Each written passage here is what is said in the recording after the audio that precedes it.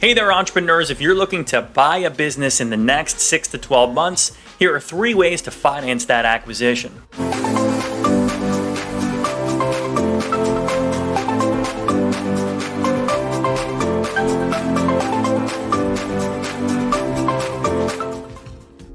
The first way to finance your business acquisition is the tried and true method of seller financing. Now, seller financing can come in a bunch of different formats, but the most common are either seller note, where the seller essentially lends you a portion of the purchase price and you pay them back just like you would pay a bank back over a couple of years with interest in regular monthly, quarterly, or annual installments. You basically treat it like a bank loan. And that's good for the seller because they're still getting some interest, literally interest income, and they're obviously vested in your success.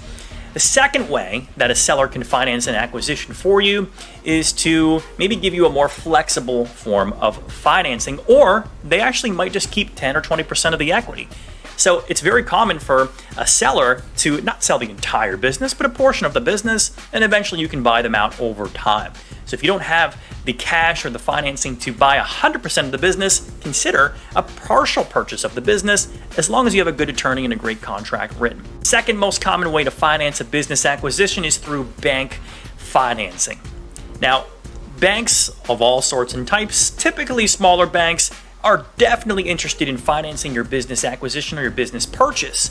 Now, the way that you need to structure it is typically you need to put in at least 10% cash or equity infusion into the deal, and some banks will even let you take 5% of that, or half of the down payment can actually come from seller financing as well, that I talked about in number 1.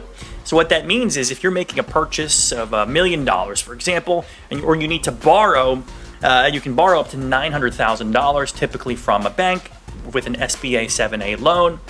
What you can do is you will need to come up with some form of cash from you or a silent partner perhaps of at least $50,000, and you might even be able to get the seller to chip in an additional $50,000 to give you the 10% or $100,000 on that $1 million purchase.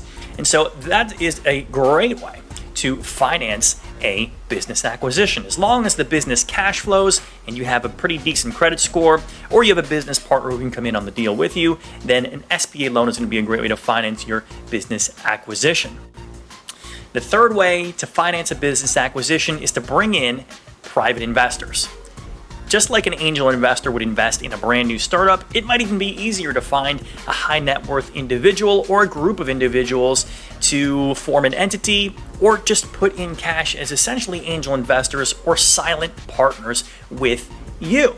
So yeah, they might want 10, 20, 30%. It's common to even go up to 60 or 70% equity ownership in the business if they're contributing a lot of cash. But you can structure a deal so that you can be incentivized as the deal maker, even the new CEO, for example, to really perform on the investment, pay the investors back, and you can still get a great chunk of cash and an equity upside in the business. So you don't always need to buy 100% of the business, as you can tell, to actually acquire a business and make a great living doing so.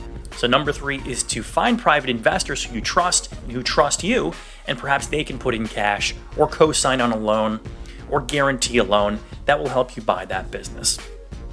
Hope this has been helpful. Subscribe below and check us out for more tips on entrepreneurship and tax savings. We'll talk to you.